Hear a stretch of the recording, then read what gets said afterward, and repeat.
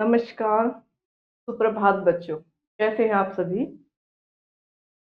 मैं आपकी हिंदी की अध्यापिका और हम पढ़ेंगे कक्षा 4 के व्याकरण अध्याय 19 अनुच्छेद लेखन। ये अनुच्छेद कैसे लिखते हैं? हमें अनुच्छेद लिखते वक्त किन-किन बातों का ध्यान रखना चाहिए? आइए जुड़ते हैं पाठ से। ठीक है, हमारा अध्याय 19 अनुच्छेद लेखन। क्या है हमारा अध्याय? अनुच्छेद लेखन। यहाँ देखिए, किसी विषय पर अपने विचारों को व्यवस्थित रूप से पंक्तियों में लिखना अनुच्छेद लेखन कहलाता है। कैसे कहलाता है? अनुच्छेद लेखन किसी भी विषय पर अपने विचारों व्यवस्थित अच्छे क्रम से, अच्छे ढंग से, रूप से कुछ पंक्तियों में लिखना, कुछ ही पंक्तियों में न लिखना, कम लिखना, क्या कहलाता है? अनुच्छेद कहलाता है। अनुच्छेद लेखन के अभ्यास से भाषा पर पकड़ मजबूत होती है। जब हम अनुच्छेद लेखन करते हैं तो हमारी जो पकड़ है भाषा पर कैसी होती है? अच्छी होती है, मजबूत होती है। ठीक। अच्छा देखिए, अनुच्छेद लिखते समय निम्नलिखित बातों पर विशेष ध्यान देना चाहिए। जब हम अनुच्छेद लिखते हैं तो हमें किन किन बातों का ध्यान रखना चाहिए अनुच्छेद लिखते वक्त? आइए जानते हैं। एक, विषय पर गहराई से सोचिए। जो भी आप विषय ले उस पर अच्छे तरीके से अपने सोच विचार करें, मतलब डीप सोचे, गहराई से सोचे। दो, ध्यान में आए बिंदुओं को क्रम में लिखिए। जो चीज आपके ध्यान में आ रही है, आपको याद आ रही है, उसको क्या करें? आप क्रम में लिखें। समझ गए?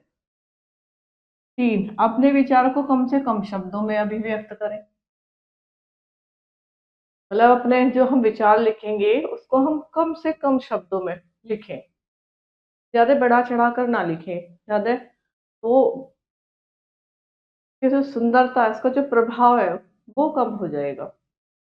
तो कितना लिखना है? कम से कम शब्दों में लिखना है, अच्छा लिखना है। ये देखिए, वाक्य छोटे, प्रभावशाली और स्पष्ट होने चाहिए। वाक्य कैसे होने चाहिए? सुंदर, छोटे, प्रभावशाली।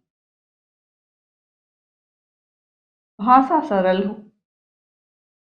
भाषा उसमें आप कोई सी भी भाषा लिखें, कोई सी भाषा में, मतलब जैसे हिंदी में लिख रहे हैं तो अनुच्छेद की जो भाषा इतनी सरल हो कि जो उसे पढ़े उसके समझ में आए। ध्यान रहे कोई भी बात दोहराई न गई हो। और विशेष एक बात, इसमें याद, आपको ये याद रखना है इसमें कोई भी बात दोहराई गई ना हो, मतलब दोबारा दोबारा कोई चीज इसमें हमको नहीं लिखनी है। देखिए, छोटा सा अनुच्छेद है। देखो, अब छोटे छोटे मैं आपको उदाहरण पढ़कर देखेंगे, इसकी मेरे साथ साथ आप भी अभ्यास कर सकते हैं। जैसे हमको एक किसान के ऊपर अनुच्छेद लिखना है। किसके ऊपर? किसान के बारे में आप सबको पता है। किसान क्या होता है? किसान जो गांव में रहते हैं, किसान खेती करने वाला किसान होता है। जो अन्य अन्य प्रकार की, विभिन्न प्रकार की खेती कौन करता है? किसान करते हैं। ठीक। तो आज हम किसके ऊपर लिखते हैं? किसान के ऊपर। देखिए, हमारे देश का किसान हमारे लिए वरदान है। अगर किसान नहीं होंगे तो हमें गेहूं कहाँ से मिलेगा? भोजन कहाँ से मिलेगा? तो किसान क्या है हमारे लिए? हमारे देश के लिए वरदान है। वह हमारे लिए अनाज तथा साग सब्जी पैदा करता है। किसान क्या करता है? हमारे लिए अनाज, साग सब्जी, देखो, ये सब पैदा करता है। अनेक किसान गांव में रहता है। किसान कहाँ रहते हैं? गांव में। हमारे देश के अधिकतर किसान गरीब हैं। हमारे देश के जो किसान है अधिकतर कहते हैं गरीब हैं। उनके घर छोटे छोटे और कच्चे होते हैं। वे गाय, बैल, भैंस आदि जानवर पालते हैं। किसान अपने बच्चों को गांव की पाठशाला में पढ़ाता है। और किसान बड़े सवेरे उठकर जानवरों का ध्यान करता है, उन्हें चारा खिलाता है। ठीक है। सूर्योदय से पहले ही वह हल बैल लेकर खेत में पहुंच जाता है। किसान क्या करता है? बहुत सुबह जल्दी उठ जाता है और अपने क्या करता है? बैल, हल वगैरह को लेकर कहाँ? खेत में पहुंच जाता है। किसान कैसा होता है? छोटे घर होते हैं, गरीब होते हैं, और अधिकतर किसान कहाँ रहते हैं? गांव में रहते हैं। और वो अपने बच्चों को भी गांव के किसी छोटी ही पाठशाला में पढ़ाते हैं। ठीक है। और जैसे अपने यहाँ किसान क्या है, सवेरे अपने जानवर, जो जानवर वो पालते हैं उसका ध्यान रखते हैं, उन्हें चारा खिलाते हैं। ठीक। और देखिए, कई किसान आधुनिक उपकरण भी रखते हैं। कई किसान जो होते हैं आधुनिक उपकरण, मतलब जैसे किसके पास ट्रैक्टर है, ट्रॉली है, अन्य प्रकार की कोई भी मशीन उनके पास मिल जाती है। किसान बड़ी खुशी से सभी त्योहार मनाता है। किसान क्या करता है, जितने भी बड़ी खुशी से, बड़े हर्ष के साथ वो अपने सारे त्योहार मनाता है। वह भगवान की पूजा व कीर्तन भी पूरी श्रद्धा से करता है। क्या करता है किसान, भगवान को जो पूजा पाठ करता है बड़ी श्रद्धा से, बड़े अच्छे तरीके से करता है। ढोलक का मजीरा बजाकर वह इसका आनंद लेता है। और किसान धरती का सच्चा सपूत और हमारा अन्नदाता भी है।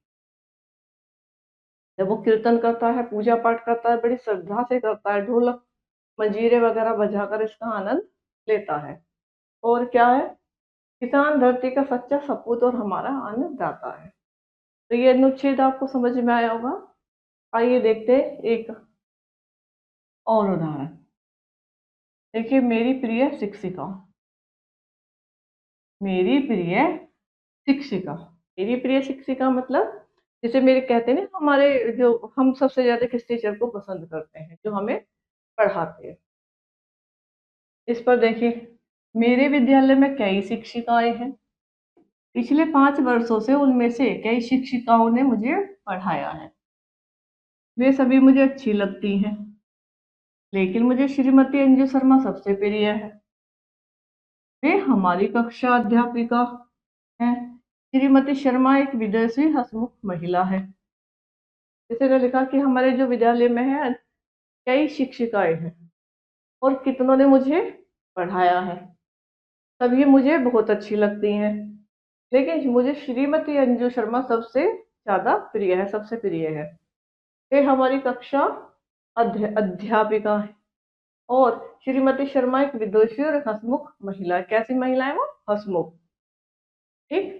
देखने में वह बहुत सुंदर है। उनका व्यक्तित्व बहुत आकर्षक है।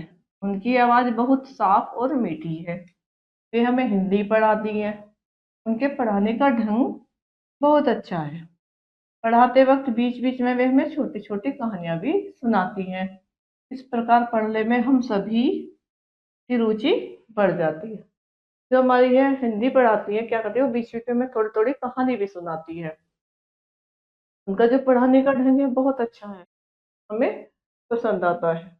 जिससे हमारी जो रुचि है पढ़ने में और बढ़ जाती है। पाठ आसानी से याद हो जाता है। वे सभी विद्यार्थियों पर बहुत स्नेह रखती हैं। कक्षा के सभी विद्यार्थी उनका आदर करते हैं। मैं बड़ी होकर उनके जैसी अध्यापिका बनना चाहती हूँ।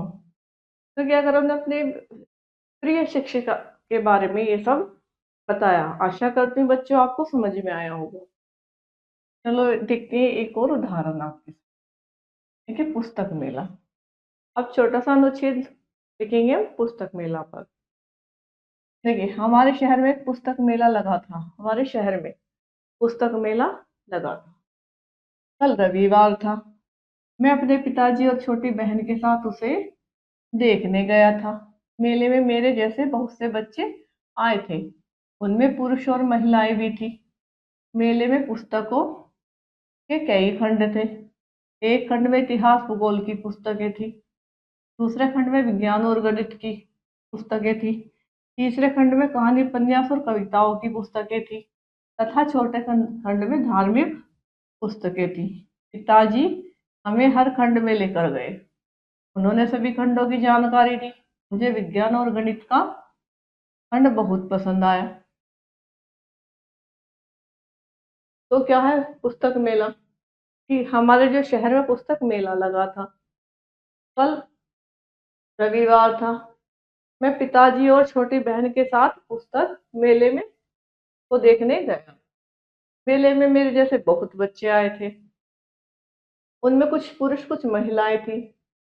मेले में पुस्तकों के कई खंड थे। खंड कैसे, एक खंड में इतिहास और भूगोल की थी पुस्तकें, दूसरे खंड में विज्ञान और गणित की पुस्तकें, तीसरे खंड में कहानी, उपन्यास और कविताओं की पुस्तकें थी, और चौथे में धार्मिक पुस्तकें थी। ताजी ने क्या किया, हमें हर खंड में लेकर गए, हर खंड और सभी खंडों की जानकारी दी। मुझे विज्ञान और गणित का खंड पसंद आया। क्या पसंद आया? विज्ञान और गणित का। मैंने विज्ञान और उसके जादू का नाम की पुस्तिका खरीदी। मेरी बहन ने प्रेमचंद की कहानी की 2 पुस्तकें खरीदी। हम लगभग 2 घंटे तक पुस्तक मेला देखते रहे। कई पुस्तकें सचमुच बड़ी अच्छी थी। मैं चाहता हूँ कि ऐसे पुस्तक मेले हर वर्ष लगे। लोगों को पुस्तकों से परिचित करवाना अत्यंत आवश्यक है। तो ये थे पुस्तक मेला पर अनुच्छेद। आपको समझ में आया होगा। चलिए अब देखते हैं, उस दिन जब मेरी स्कूल बस छूटी। किस दिन? उस दिन जब मेरी स्कूल बस छूटी। छोटा सा सुंदर सा अनुच्छेद लेख हम इस पर पढ़ते हैं। देखिए, एक दिन अध्यापिका ने मुझे ढेर सारा गृह कार्य दे दिया। एक दिन अध्यापिका ने क्या दिया? वो सारा गृह कार्य दे दिया। घर पहुंचकर मैंने अपना बस्ता रखा और यह निश्चय किया कि पहले खेलने के लिए जाऊंगा, फिर लौटकर गृह कार्य करूंगा। मैं शाम को खेलने बाहर निकल गया। वहां से लौटकर देर रात तक मस्ती करता रहा। गृह कार्य करने का ध्यान ही न रहा। रात न जाने कब नींद आ गई। सुबह जब नींद खुली तब अचानक गृह कार्य करने का ध्यान आया। मैं झटपट गृह कार्य पूरे करने लगा। ठीक। देखिए, एक दिन क्या हुआ, एक दिन अध्यापिका ने मुझे बहुत सारा गृह कार्य दिया। ठीक है, अब मैं घर पहुंचकर मैंने क्या किया, अपना बस्ता रख दिया और यह निश्चय किया कि पहले खेलने जाऊंगा, उसके बाद मैं अपना गृह कार्य करूंगा। मैं खेल शाम को खेलने बाहर निकल गया। वहां से लौटकर देर रात तक मस्ती करता रहा और न जाने कब मुझे नींद आ गई और मुझे गृह कार्य करना याद नहीं रहा। ठीक है। क्या देखिए, जब नींद खुली अचानक गृह कार्य करने का मुझे ध्यान आया। मैं झटपट गृह कार्य पूरा करने लगा। गृह कार्य पूरा होने पर जल्दी जल्दी स्कूल जाने की तैयारी करने लगा। तैयार होकर जब बस स्टॉप पर पहुंचा तो बस निकल चुकी थी। मुझे अपनी गलती का पछतावा हो रहा था। मैंने निश्चय किया कि अपना हर काम समय पर ही किया करो। तो ऐसा तो आपके साथ भी होता होगा बच्चों। आज अध्याय हमारा यहीं समाप्त होता है। आशा करती हूँ आपको समझ में आया होगा, और हम मिलेंगे एक नई कक्षा में एक नए अध्याय के साथ। जब तक के लिए नमस्कार, धन्यवाद।